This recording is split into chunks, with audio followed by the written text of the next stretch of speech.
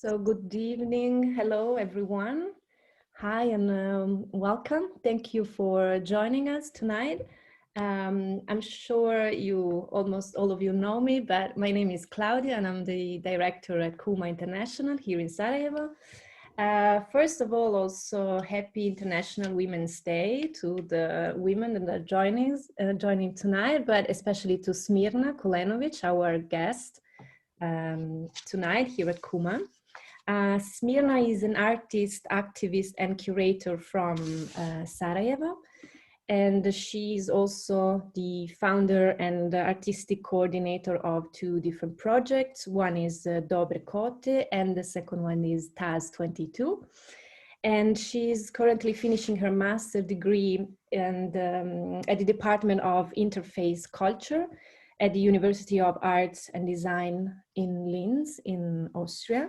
And that is, so she's joining us from Linz tonight. So Smirna, thank you so much for accepting our invitation to talk tonight about your future projects. Welcome. And you can start your talk whenever you're ready. Okay. Thank you so much, Claudia, for inviting me, also for your permanent support through Kuma for arts in Bosnia and generally for these topics that are not so easy to deal with, especially for young artists, let's say, that somehow not so willingly accept working within this field. I will start to share my screen. Hopefully this will work. But let's see. I hope you see it now. Is everything fine? Yes, it works. So just to change the view, full screen mode. Okay, and then before I start, I also want to say Happy Women's Day for all the women that are joining us, and men also, if you want to accept the congrats.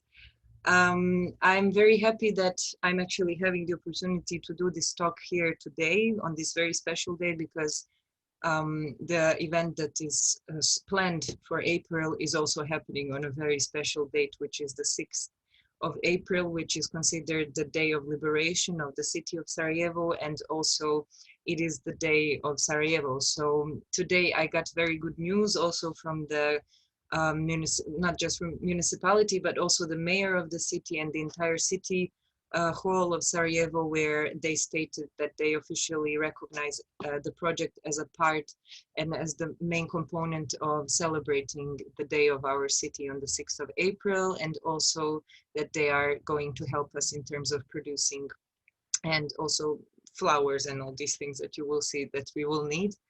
I will start first, as Claudia also introduced me just briefly. I will not introduce myself more than just maybe 2 more sentences that might be crucial for you to understand the context of my work.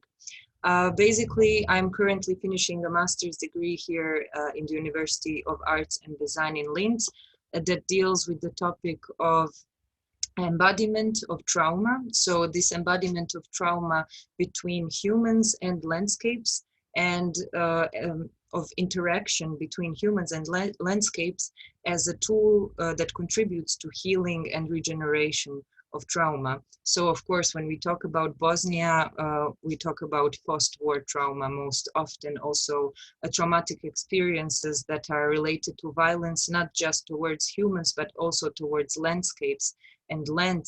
That is one of the most unexplored topics in the post-war Bosnia, where we always consider just this idea of landmines, let's say, that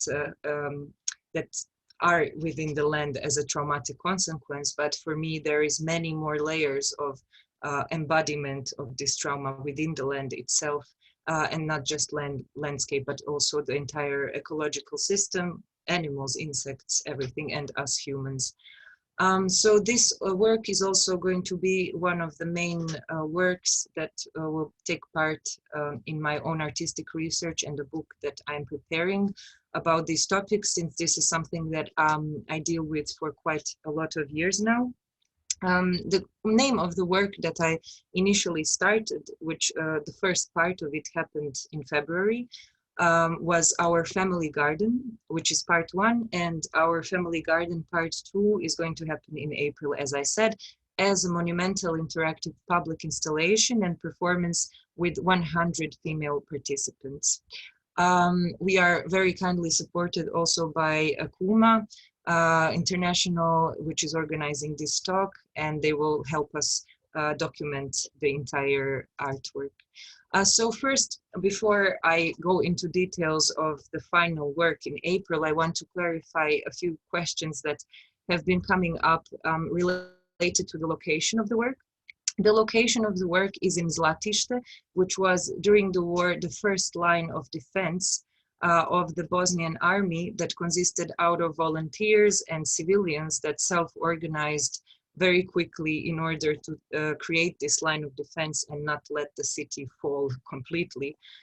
So this area here that is represented in the photo, you can see it's the remains of the war trenches that were dug out during the war by our army, and they are still in this position and they are still somehow untouched. When you enter them, you can still find these remains of the materials of the sacks and bags that within which the earth was carried for creating them.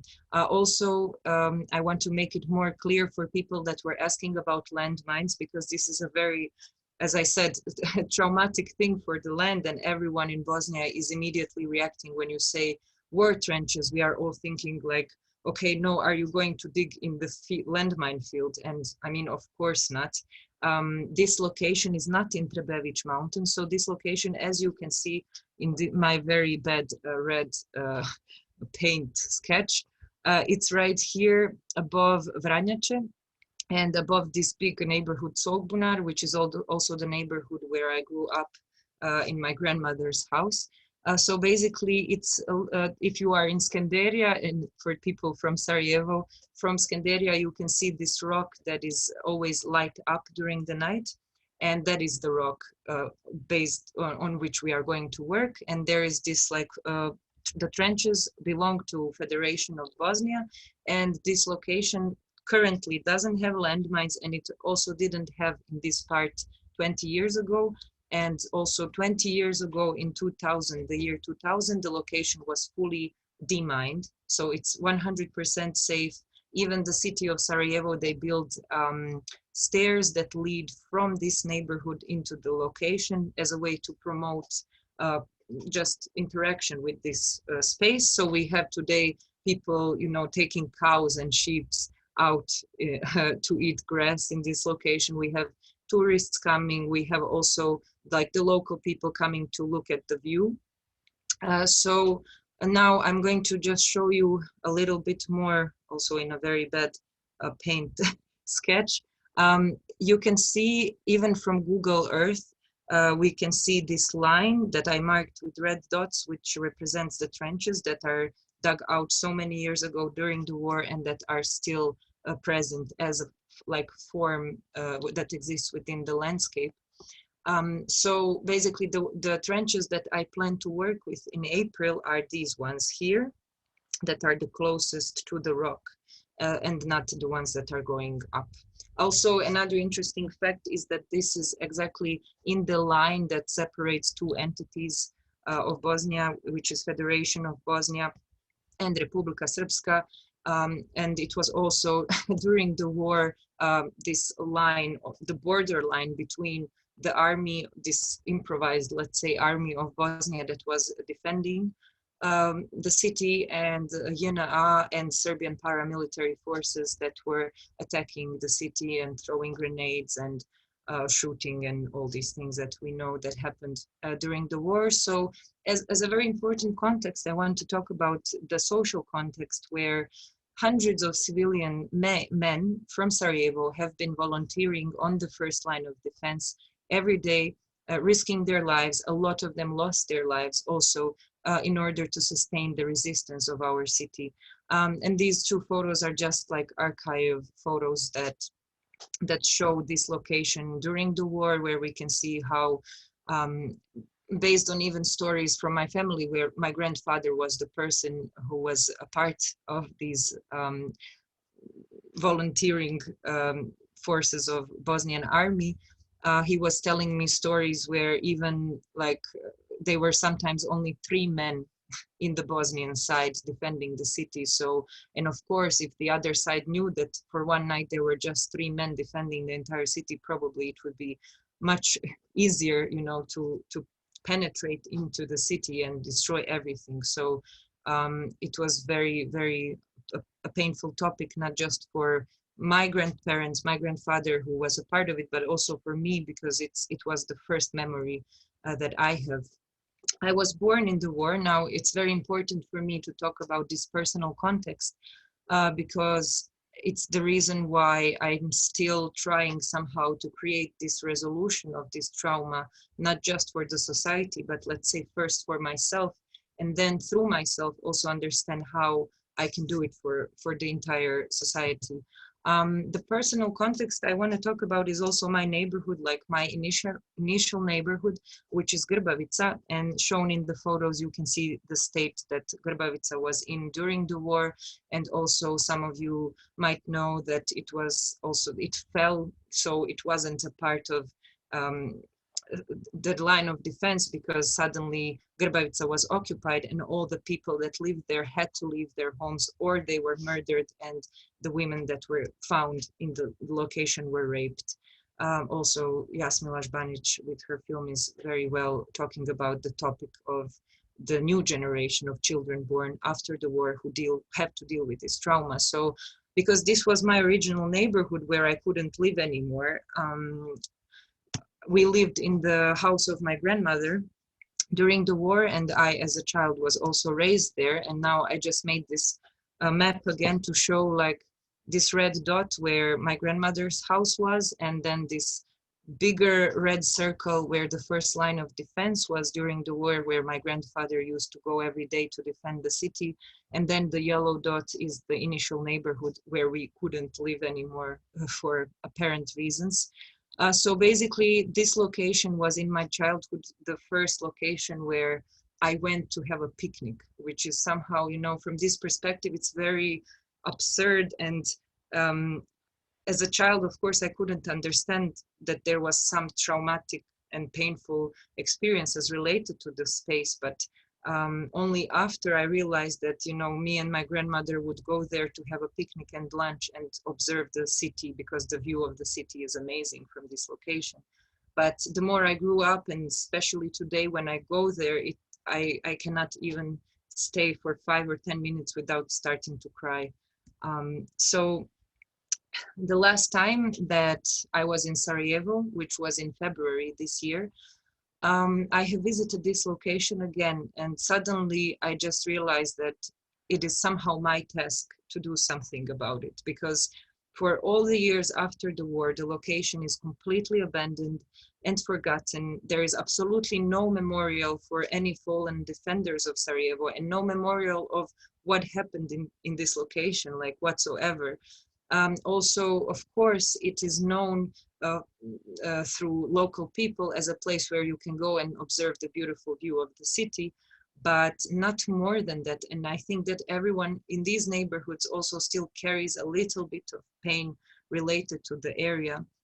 And you have like stray dogs constantly passing by, attacking you, and it's not really considered to be a safe place. So I had this urge first to bring my mother and my grandmother there, and to try to do something through just the 3 of us. So the first part of the work was only me, my mother, and my grandmother visiting this location together, like, you know, seeing it and being able to stand in it was the first difficult task, but then also trying to create hope for this space by planting seeds of wheat together. The next thing I want to do is basically an army of women, where the women, 100 women wearing red, would represent this new defense line of Sarajevo that finally promotes healing of this war-torn landscape, animals and humans, through our regenerative and participative artwork and practice. I will talk more in detail, of course, about this, but now I just want to a little bit refer to the work that has already been done there in one area of the trenches in February, which is our family garden part 1, where basically we are planting wheat seeds inside part of the trenches. And also the name Our Family Garden, for me, it comes from this knowledge that my grandfather was the person that 25 years ago was digging these trenches and was making them possible as a way of defending the city. And today we are just like revisiting this location and revisiting our family garden and bringing in new plants and new life that could offer hope. Even if some people think that these things should have happened, 20 years ago or 10 years ago, apparently this didn't happen then, and it happens now because maybe we are now, through the generation of younger artists and people such as me, we are ready to deal with this taboo topic and with this traumatic experience in a new level, where it's not just about pain, but it's about overcoming the pain. So as I said, it was very important for us to bring the seeds, and the seeds come also from my grandmother. She has been planting, she has a garden herself next to her house, and the seeds, she has collected her own seeds, so they also represent her own memory and her own initiation for the land itself. And when I worked with my mother and my grandmother in the location, I then realized that how powerful would it be to actually try to create this army of women that together come here and all of them with their hands interact with the land and bring the new life into the land. I want to mention just this word that comes up also within my own research for my master thesis, which is the aesthetics of care, where I'm promoting something that maybe you would relate more with the term ethics rather than aesthetics. But for me, as an artist, as an activist as well, it is very important to somehow create artworks that promote this interaction, not just between us and our own needs, but also between us and our environment and us and our landscape. And through caring for our landscape, we also care for each other. Therefore, I like to work with groups, and I like to create these participative experiences where people get to work with each other, get to know each other, and through their work get to change something in this material direct reality. Also, another important part is these seeds that in February were like the essential element of the work, because the seeds for me are very intelligent beings. They are the holders of memory, and they are not just on this like biological level. They just stay there as a potential for regeneration, as a potential that carries information and carries intelligence. But it is up to us what we do with these seeds and where we plant them, and how do we care for them. And also, as I already mentioned, it was very important for me that these seeds come from my grandmother, and that she was the one that imprinted also her own memories within them, and now she wants to heal them through this work. Our family garden part 2, which I said came as a spontaneous idea while I was doing the part 1 actually in February, will be an interactive performance and installation in public space that includes 100 local women from Sarajevo or surrounding areas.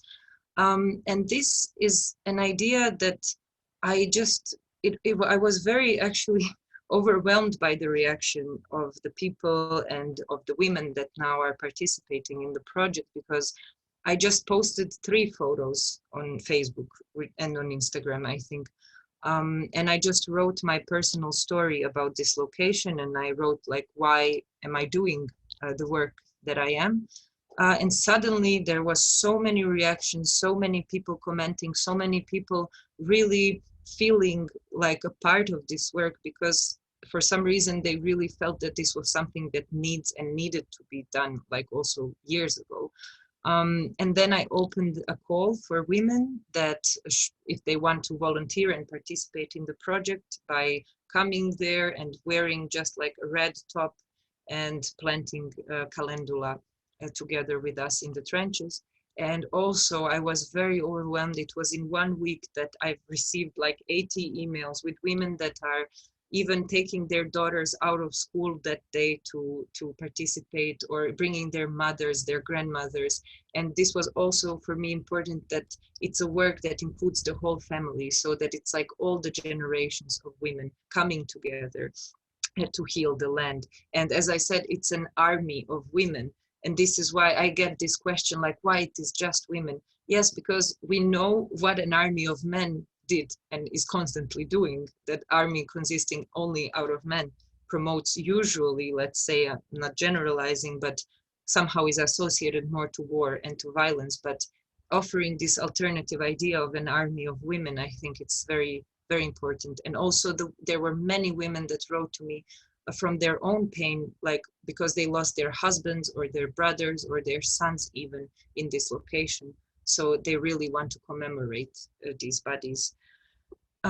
So basically in April, because it is also a time when everything is, it's the perfect time for planting seeds, and not so much like February when we could only plant wheat. April, I chose to plant calendula, which is an Neven in Bosnian.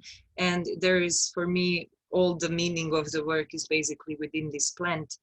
Because as we know, there is two reasons for this. On one side, we have calendula as an element of our traditional medicine from not just the area of Bosnia, but also of the entire Balkans, even the Slavic heritage that we have, where calendula is one of the most known and most used healing plants that are mostly used for wounds and for skin, but mostly associated with this healing of the wounds and of burns. So I think this talks enough for itself of why it is important to have this symbol. But on the other side, which is also crucial for me, this plant, like by growing within the landscape, it creates, it has an antiseptic effect on the landscape itself. So when you have line with 1,000 plants of calendula, which we plan to plant in April, it's not just the possibility for people to maybe pick up this plant and use it for personal healing, but also this plant is already going to do its own work with its root system and create healing for the land in the trenches that holds numerous traumas from the soldiers that stayed there.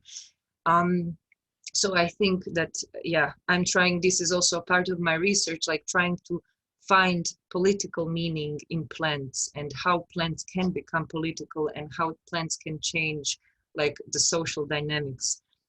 So also the other thing here is color, because for me, I'm working a lot with red color, and you will see that also in my other works that I want to refer to in the like next few minutes. Now we will have a line of red women wearing red that create again this red line that represents this memory and death that happened in the location. But suddenly when these plants will grow, and it takes 40 days for calendula to start flowering, they will change completely this idea of red into an idea of yellow and orange that brings life, not just symbolically, but also brings bees to this location and all kinds of insects, but let's say bees as the most important ones for the entire survival of our planet. So this is why I wanted to choose it. As I said, we are supported thankfully by the city of Sarajevo, where they will give us donations in terms of the calendula plants, like the little seedlings, and also buses that will help us to transport all the materials and all the participants onto the location. And I want to mention that this project for me is completely voluntarily based, so I am not earning anything from this, and I would never do that because it's very emotional and very honest work for me. So the only thing that also for the women participating, there are volunteers, but they are volunteers because they want to be. And I must like 1,000,000 times repeat, this is not a project where I want to use someone as a tool for anything. It's like it was an open call, and women who feel a strong emotional need to participate are participating, just like me and just like my mother and my grandmother. I want to refer to a work that I did in 2019. which was in the area of Banja Luka, where I also created this red line. It was in DKC Incel. Incel is this abandoned industrial area that was once in Yugoslavia the most prosperous workers and self-organized community of workers and industry in Bosnia and also Yugoslavia. But all of this, of course, you see how it looks now, and it's also due to the privatization of these buildings. That there was a huge fire where there was a huge fire, and perilene, a very toxic gas, has been expelled in one of these buildings, and that endangered the lives of the current workers that are trying somehow to still have a job even while the entire industry looks like this. And for me, it was interesting that it was also in Banja Luka, because this is the center of a part of Bosnia and Herzegovina called Republika Srpska, in which we very often have this very right-wing propaganda where even schools and monuments are built for people such as Ratko Mladic, who is a war criminal that was convicted in The Hague, so very officially declared war criminal. And also Republika Srpska, not of course the entire space of it, but certain parts are still glorifying war crime and are still glorifying war criminals. So I called this performance Pure Blood, not just for the reason of these workers whose blood actually is endangered by the spillage of this perilene gas, but also pure blood as a rhetorics of this pure blood that somehow created the war and created conflict, not just in our country, but globally. And this line that I created was more like a warning and representing this embodiment also of our trauma. As I said, as I didn't say actually, I did this performance completely on my knees. So I was crawling for 2 kilometers. You could see the size of the line. I have been like using a brush on the beginning of the performance, and by the end of the performance I have been using only my bare hands and my body to spread this red paint through this huge street that connects the industrial area to the center of Banja Luka. And this huge red line, it wasn't just this like warning for the society of what could happen in the future if we stick to this ideology of pure blood, but it's also my own catharsis, because I also am a performance artist, and I needed to feel this catharsis through my own body and through my own movement, like through my own suffering of crawling for 2 kilometers and doing this, where in the end I started even having blood coming from my nose and my hands. It was this like, at the same time, personal release of trauma, and also an attempt to release the trauma of the society. So this red color is, as I say, very important in my works, and it has been an element that I'm just like extending now and trying to change this red color into the color of yellow, of orange, of plants and new life. Another work that also includes this color is Burn Me, Arrest Me, and Discern Me, Sentence Me to Death, from 2019, where I attempted in a performative way to recreate the statue Žena Borac, which means a female fighter, where Radojka Lakić is represented, and where she was holding her hands in this position of resistance, because she is one of the women that in the 20th century was also one of the most women that were associated with resistance, and that was one of the most powerful women in the anti-fascist fight in Sarajevo and in Bosnia in general. So as we can see on this figure on the right side, she doesn't have one hand, because even this sculpture, even this monument is constantly under attack of different kinds of right-wing groups or just vandals who don't want to accept that either the anti-fascist identity or the female identity, but the worst, let's say, like a female anti-fascist, which is very difficult for people to accept can, you know, happen in our society. So what I tried to do with my own body was to like raise my fists and to recreate this monument just underneath the monument, using a wall of the monument for doing this, and where I am also not visible, so that my also face is somehow hidden and trying to emerge and trying to accept its own identity, but also starting to look a bit like the monument itself in the form of the face and of the hidden parts. I will not go into analysis because this is someone else's also role. But yes, I want to say again, this red element for me was very crucial in the last years. And this work is a way that I release myself from this redness and go, let's say, into a new color of hope. So I want to also mention in the end one more project that was really one of my earliest works, where I started doing this coordination and artistic direction of an art and architectural project called Dobre Kote that started in 2015. And I have to mention that Dobre Kote, it has again a meaning associated with the war, because a kota in Bosnian language means a word, a place where that was good, like in terms of fighting inside the war. So you would call a place where you will fight, or a place related to the war, you would call it kota. But then Dobra Kota in Bosnian language of slang is also used to talk about a space that is in public space and that is completely abandoned. So therefore it is good for taking drugs or doing illegal activities. So I wanted to play with these two words and to say, okay, what is a good quota? What is a good spot to do illegal activities? Okay, but why is it in that abandoned state? And usually the answer was that it was usually destroyed in the war, and that after the war, the local government and the people just didn't care about the location. So it still for 20 years stayed in that like completely destroyed sense. And we also started very spontaneously working within our own neighborhood. And I will first talk a bit about this picture because I completely forgot. This is a photo from the war. Actually, during the siege of Sarajevo, this is a skate park, Hastahana. Currently a skate park, but under threat to become something else. And we are also fighting for this to remain as a public space and not a commercial space.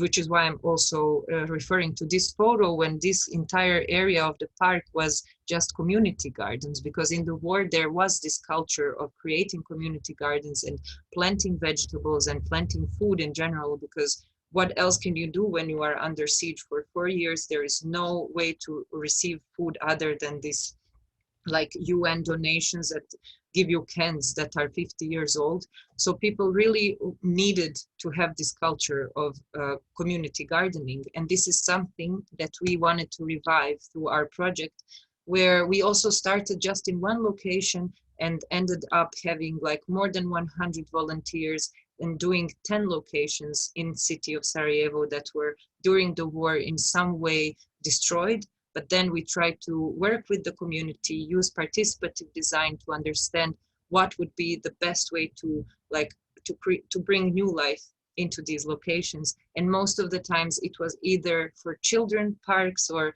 artistic spaces or gardens. And this is again an element where we were working with the community, with the neighborhood, working with children, teaching them how to plant, how to take care of their own gardens, how to design gardens in a permaculture way, and also how to design their own needs of inside public space. So I would say this project was very crucial for my own formation, because it was representing this like connection between art and activism that I have been doing since 2015, and that was like not just oriented towards changing the material state of these abandoned locations, but also bringing the community and making community building through this material change of the public space. So this is again something that I'm using now as an element within my artworks, as a very important element, where of course I'm not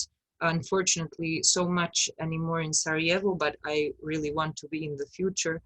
again, because I'm now in Austria finishing this master thesis, but Dobre Kote still exists since 2015, and now officially we are finally registered as an association. So this brings hope to me that we will continue doing things now, maybe more, not more from this like children instinct, but more from also this understanding of how important it is to be sustainable in the projects that we are creating. This is, yeah, just a list of photo documentation artists that I have been collaborating in, where I was doing the artistic direction of the photos, but the photographers above mentioned were doing the photo documentation. And yes, this is, I don't know if I have something that I have forgotten during this presentation, but basically I want to remind you that we still are accepting new women to join this movement. We have around 80 women now, so I think there's like 20 or let's say 30 spaces left for new women to join us. The open call is always on. You can send me an email and just send me your name and date of your birth if you want, if not, also fine.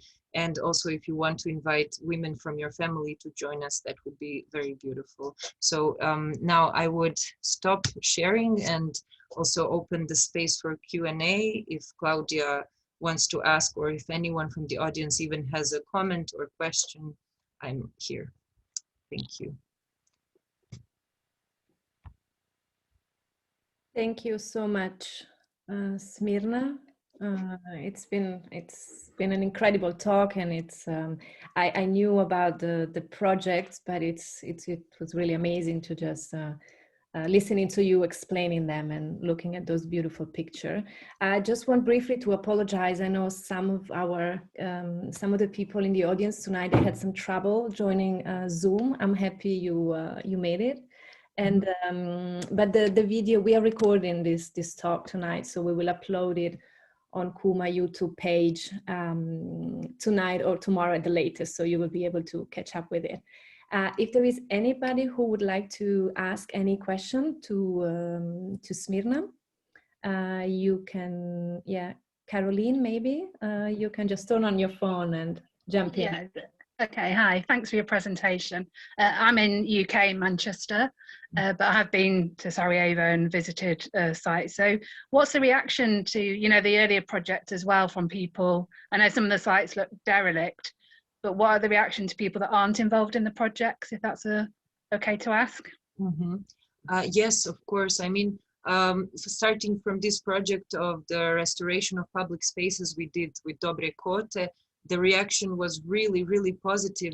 Like all the neighborhoods that were taking part were constantly even baking us coffee and bringing us lunch and giving us materials. Like we had people that are, you know, these old people just living out of very lousy pensions of 200-300 marks, and they would come and say, okay, take 50 marks and buy something that you need for this location. So I was really, really shocked how positive the entire reactions was related to these projects. Let's say about Banja Luka, the pure blood, this line that I have done, it was quite different, the reactions, because I have done it in an area where you have quite a lot of people that, as I said, that are more right-wing, and I have been receiving tons of threatening messages on Facebook and really horrible sentences such as that I should be raped and this kind of thing. So I literally escaped. Like I went back from Banja Luka the next day to Sarajevo, and I was kind of hiding in my apartment for maybe 2 weeks because I really didn't know, would someone,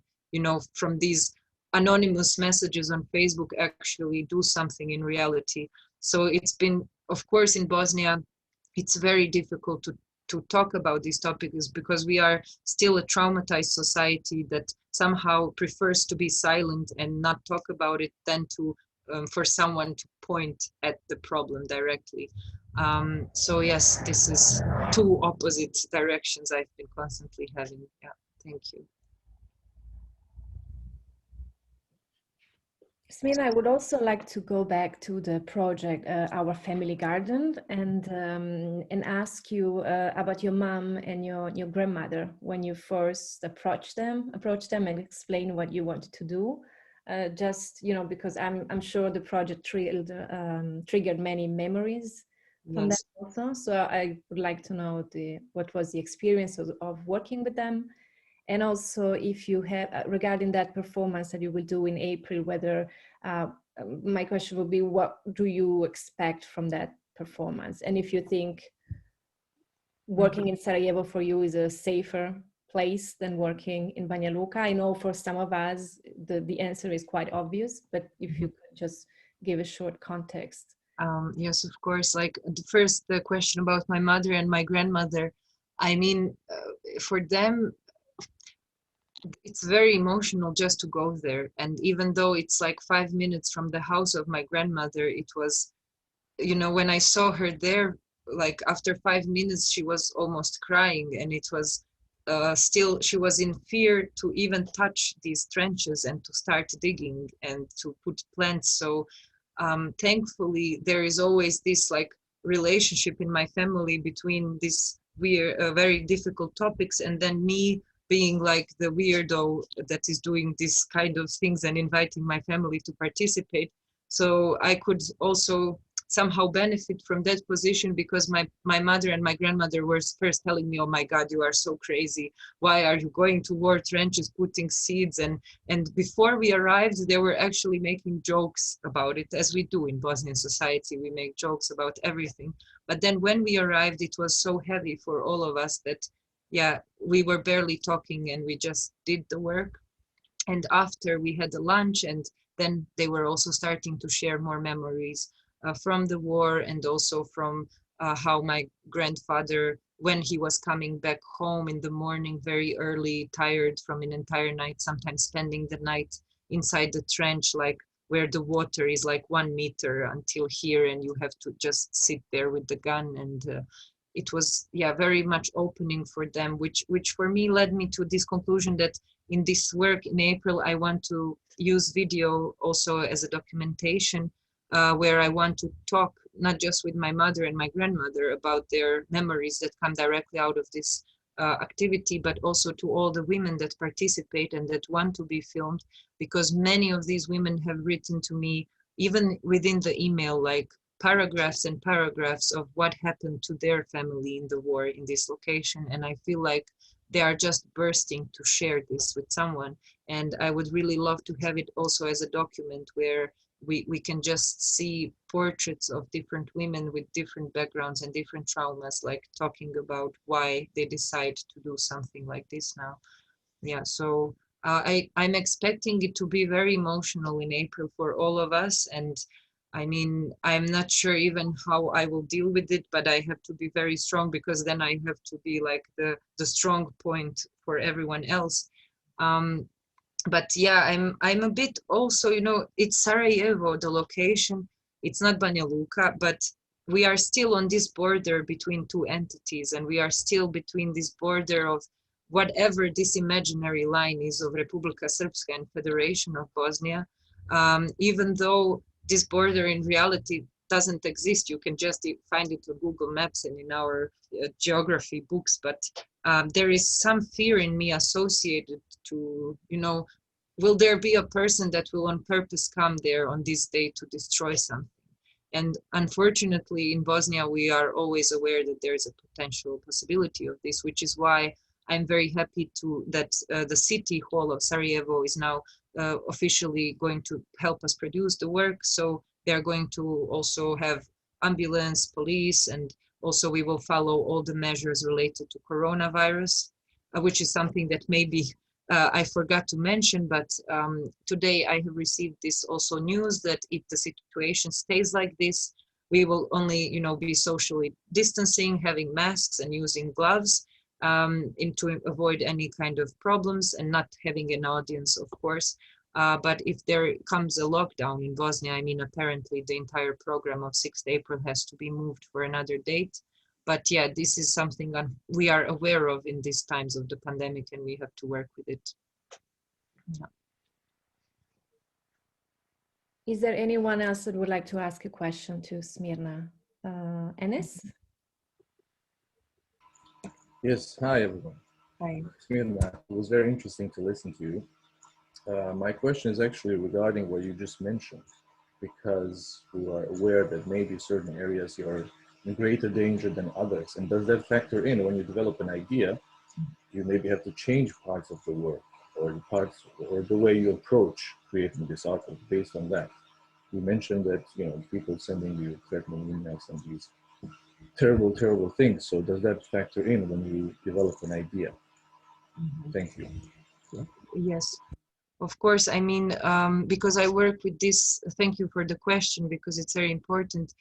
Because I work with this context-based art and also, let's say, in situ art. So my every idea is somehow, I'm searching already when the idea is being formed, I'm searching for the best location with the best context to manifest the idea. And if I did this work pure blood in Sarajevo, it would have a completely different meaning than in Banja Luka. And of course, when I was going to Banja Luka, I was already a bit afraid, and I was already overwhelmed by what could come out of this whole situation.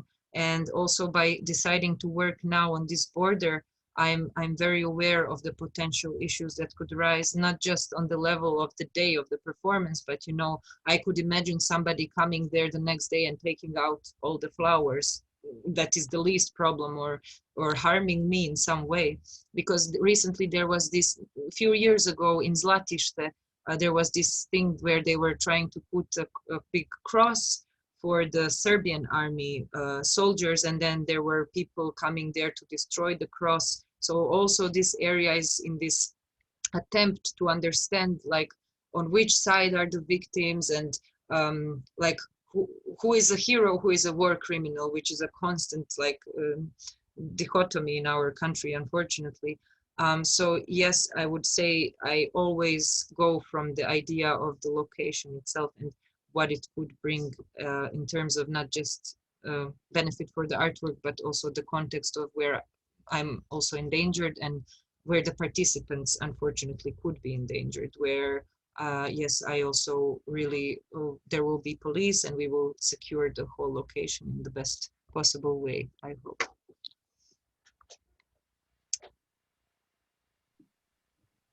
Smirna, how do you recover from your own performances?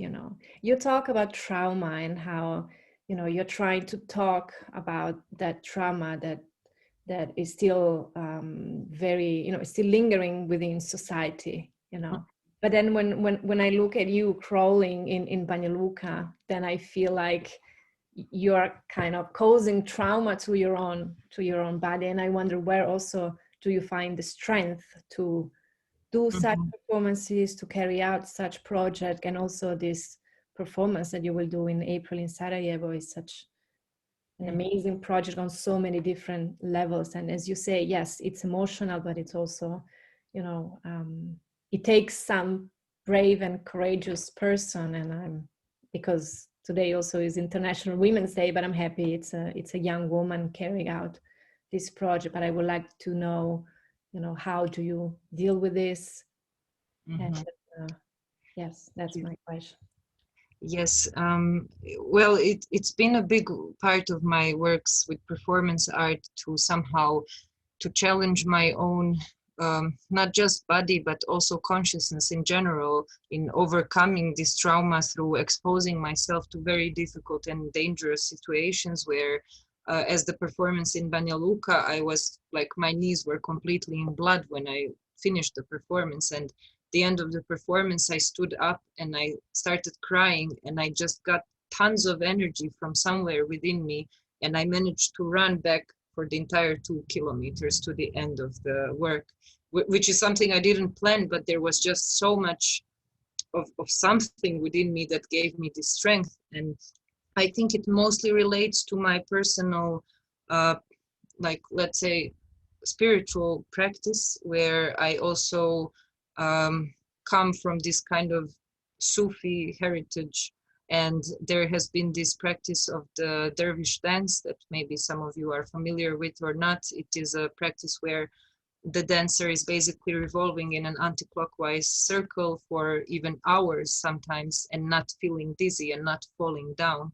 And this is a practice I have been doing for most of my life, almost every day I try, and it's something that really helps me to stay in balance and to really recover from any kind of either physical, emotional, or psychological experience and traumatic event, I must say, and also to go through these moments where I'm getting tons of these threatening messages. And I think if it wasn't for that element of my life, that this is one of the rare moments where I'm talking publicly about it, actually, because sometimes it brings even more hate from people when you talk about it publicly. But yes, I think that for every artist there has to be a method, and for me this spiritual method works the best in terms of performance art, also in healing of the body, because after Banja Luka for 2 weeks I was like having a problem going to the bathroom even. I was really in pain. I had like tons of injuries everywhere, and then I was documenting my own body and seeing how this trauma is really now embodied and manifested on the skin. So yes, I mean, I'm not capable of doing these kind of works, of course, more than once per year. Let's say these ones where I really need a lot of courage to do them, because then it takes 3 or 4 months of consequences of different kinds. So yeah. Thank you. There's a question from Nerma. Mm-hmm. Thank you. Thank you, Smirna, for a really powerful talk, and thank you, Claudia, for organizing this. It's a wonderful way to mark International Women's Day. I'm in the UK, and they don't really celebrate it here. So it's amazing to be able to connect in this way. I really love your idea, and would love personally to take part, although I'm not sure it will be possible. But I would like to support it in any way I can. I have also, myself, I planted 15 trees in Sarajevo already, and plan to plant 15 more. And I would like to, well, generally, I think it's amazing. I think we need more projects like this.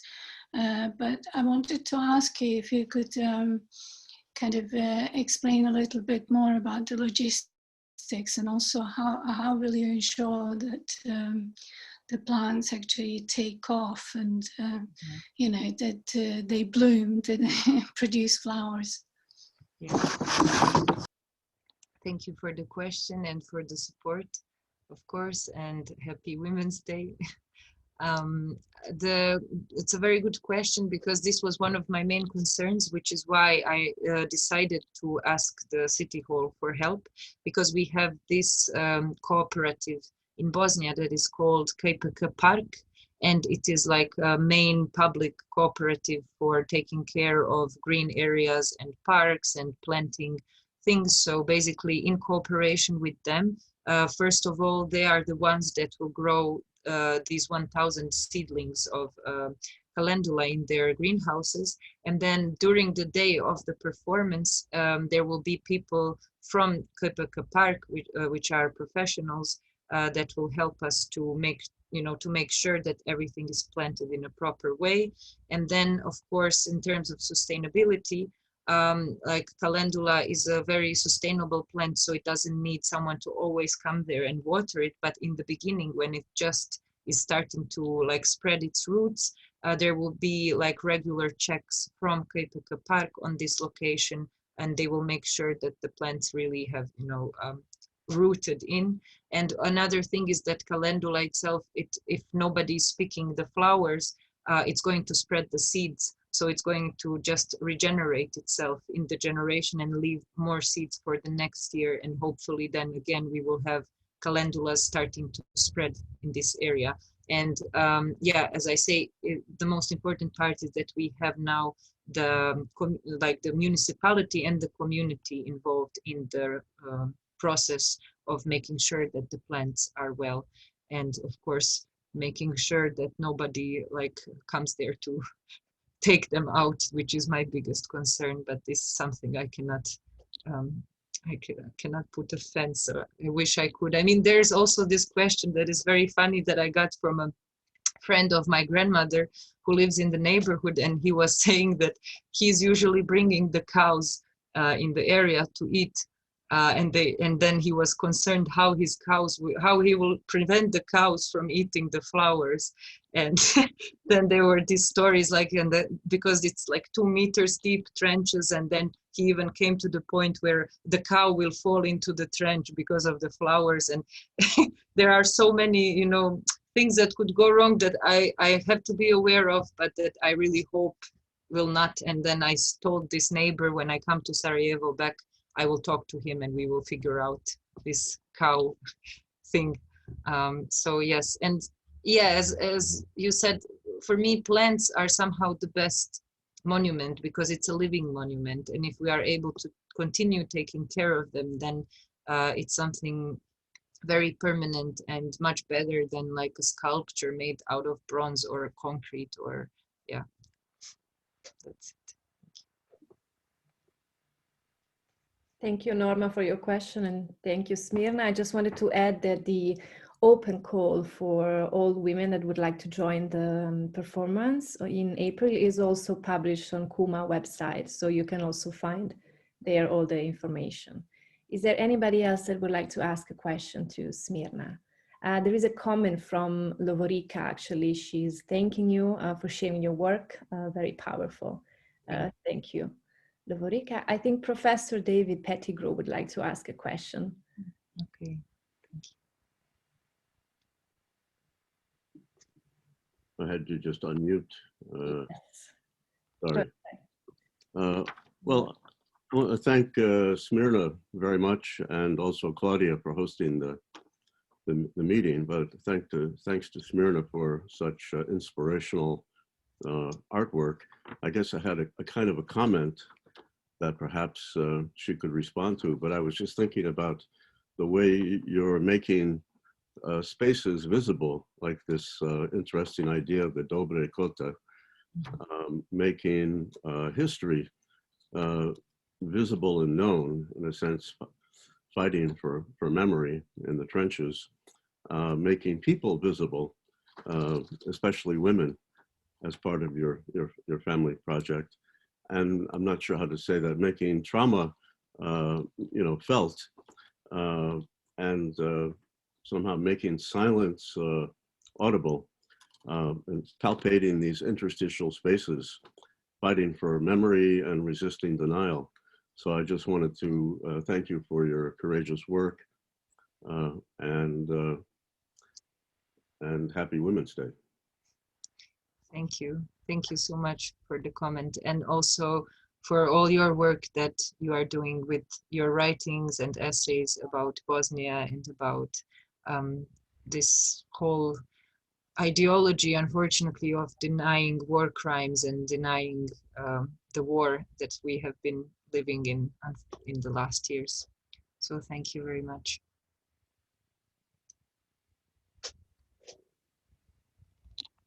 I also would like to thank you, Smirna. I'm so grateful and excited that in Bosnia we have great artists such as you working on such amazing projects. So I just want to say one more time, it is an honor for Kuma to support your initiative, and we will be trying to help you as much as we can. So thank you so much for your great work. Caroline just left. She says thank you, and she looks forward to seeing the project and outcomes. And Tatiana is sending a heart. So thank you also to Tatiana for joining us. Is there any other questions or comment for Smirna? Or maybe you, Smirna, would like to add something? I think Selma had, yeah. Hello, hi. Selma, hi. Hi. Yeah, no, I was just, I think Claudia can sort of guess this, but I was looking forward to this lecture so much, and I kind of panicked when about 2 minutes before it, I just couldn't log in for some reason. It was a problem with my computer, but I thought So anyways, I'm here, and I only was, I think, maybe 5 minutes late. It's everything and more that I sort of expected it to be. So I don't know you yet, Smirna, but I'm looking forward to meeting you one day and sort of having a chat. Appreciate, first of all, just sort of this new generation, younger generation, taking interest in not just history as history that you would learn in school, but memory, and how do we kind of, carry it forward, and how do we want to remember certain events, good and bad, both on a personal level and, of course, then even more so on a collective memory. Personally, I have been, thinking and investigating this issue of boundary of the siege city. I'm a little bit older than you, so I was a teenager during the war and experienced that kind of firsthand. And it, had always been kind of part of both my personal reflection, and then also how I can do that in some kind of a creative work and incorporate it. And there's some things that I work on, but this invisible boundary in particular, which trenches are one of them, river is another one, are really such a crucial and important part of that whole sort of part, of history and the time and the war that we all went through, but it's completely forgotten. It has been disregarded on every single level, and it's right there in people's faces, but it's, just unnoticeable. So I was wondering if I know you're looking, this is much more personal. It's like a backyard to your grandparents' house. So it is like a family garden, as you say. But have you thought about, or have you considered looking at it at kind of a bigger, like a true siege that happened? This was part of it, kind of like that boundary between, Sarajevo and the Chetniks during the war, to map it out. And I know some of it obviously goes through Republika Srpska right now, so that's a little problematic. But have you looked at it as a whole? Because right now this is just like a fragment of it. Was there ever, is there sort of an idea or a plan to look at it as this more unified circle that we lived under, right, for 3.5 years? Yeah, that would be kind of a first part of the question, I guess. Yes, thank you very much for your comment, and I would really love to meet you too, hopefully soon, one day when it's possible. And yes, actually, you have asked a very good question, because as I said, this work is a part of my master thesis and also a part of my personal, like the book that I'm writing about this topic. So I have been looking at the entirety of the trenches around Sarajevo and trying first just to map them through Google Earth, because I didn't have yet the capacity to really for production reasons take a camera and a drone to really map it as I would like. So I'm imagining this project as just the first, like this personal intro into this topic, because I find it as an artist very important just like to start from this very emotional and personal relation to the space. So this little fragment of them is just like the initial point of the research. But in the second part, I would really love to look at them, as you said, as a part of our landscape, and as this whole, like this strange whole that is still within our landscape and that creates this physical boundary between two entities, between two armies, and that somehow creates this compass and this ring around the city of Sarajevo that was like encapsulated within it. So I would say that that part of my research, it will be documented, but it will not, I will not do new artistic actions in that sense in every location, but it will be more from this analytical and research side addressed within my work. But yeah, it's very important, as well as rivers. I was just having a talk with Claudia before the event about the area of Visegrad, for example, and also the rivers there that are so beautiful and that are so, you know, even the color of them and the presence of them that bring this new life, but that were not just places where the border was created, but that were also a form of mass graves where people were like collectively thrown into them. And one of my new projects in the next year, I hope, will also address this area of the lakes and rivers and water at all as a space of memory and as a space that holds trauma and holds the memory of the death and the massive murders.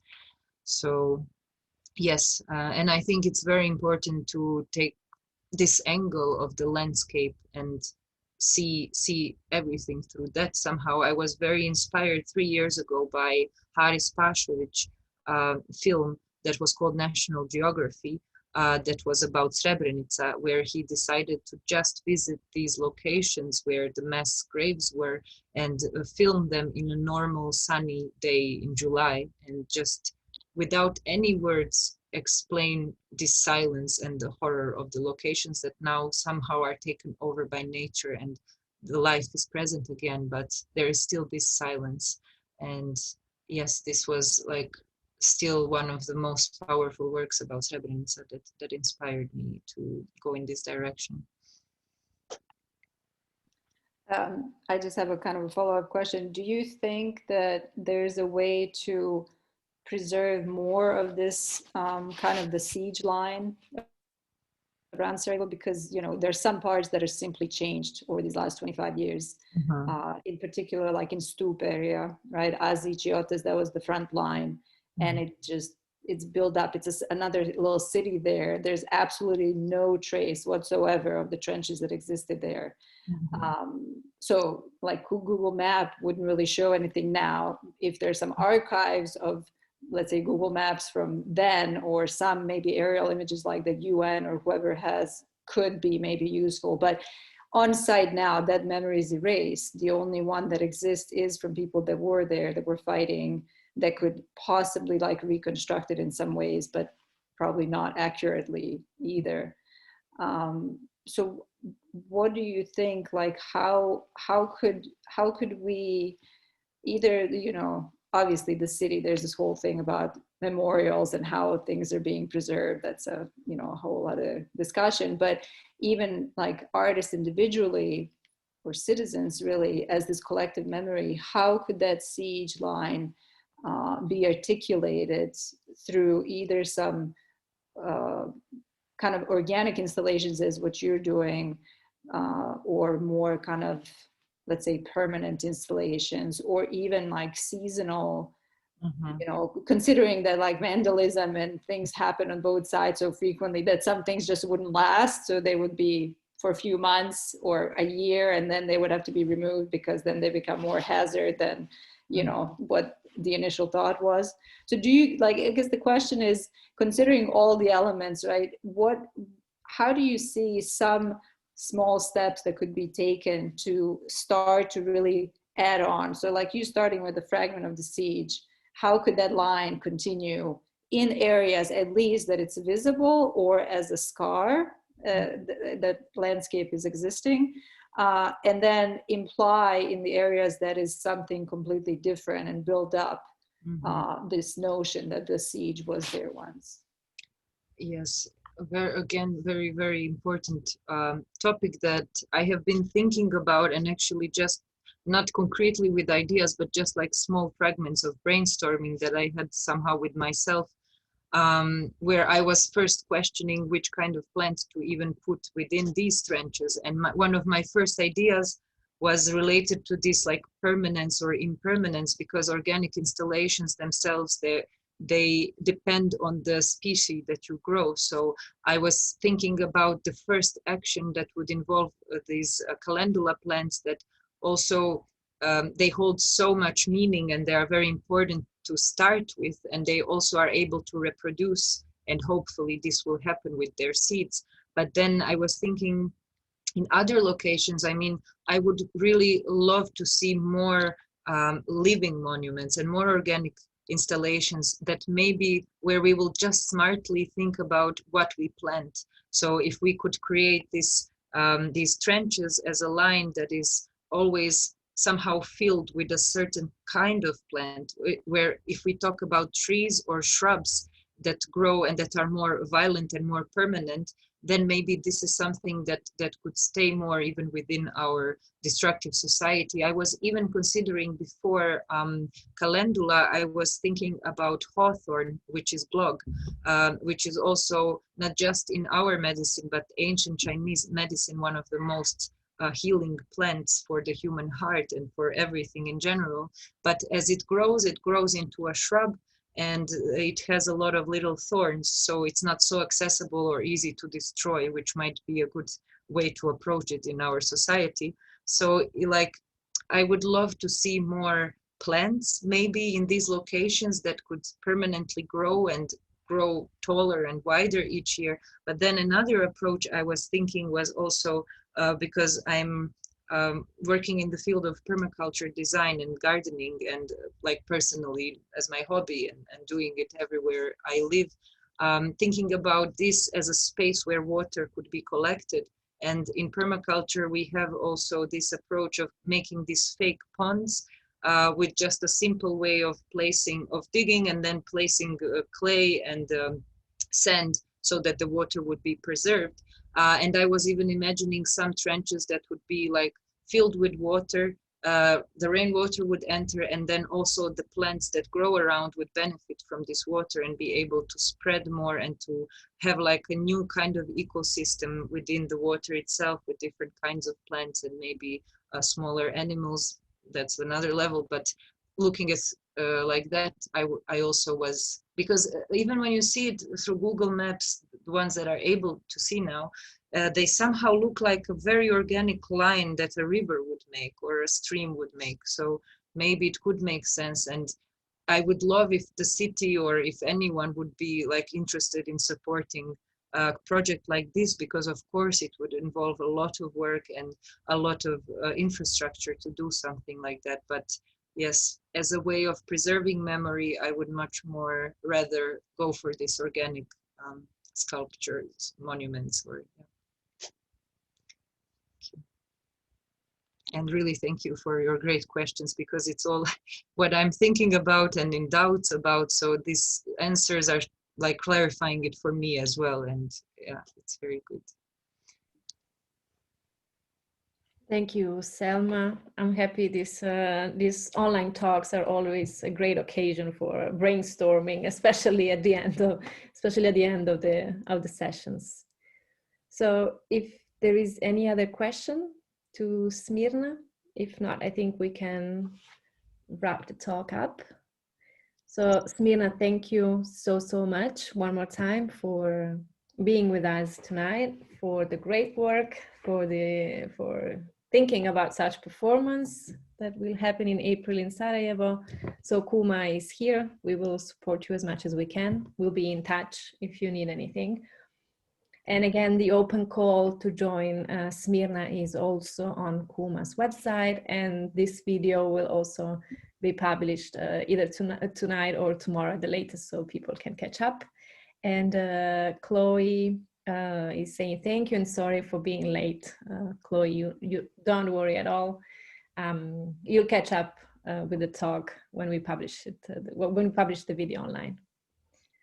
Okay. Thank you, Claudia. Thank you, everyone, for coming and for really amazing questions that now I think I will write for 1 hour after this talk. And it's been very, very beautiful also that you are recording it and that we can have it as a memory and a document, and also share with our friends that could be interested in the topic. And yes, thank you all for your presence, and hopefully we can meet one day in person. Thank you also, Nerma, for your comment. Yes, I will add also that I'm sad that our friends who are not living in Sarajevo cannot travel at the moment. I just received a message, but I'll have to check. It says that also Sarajevo will be under lockdown for the weekend. So it seems like they are implementing like stricter measures, which we don't really have at the moment, because people are still free to go for coffee and food, and they are free to go skiing on the mountains. But so yeah, I'm sorry, because I received also like many messages from female friends all over the place in Europe and the US. They would love to join the performance in April, but most probably won't be able to be here because of COVID.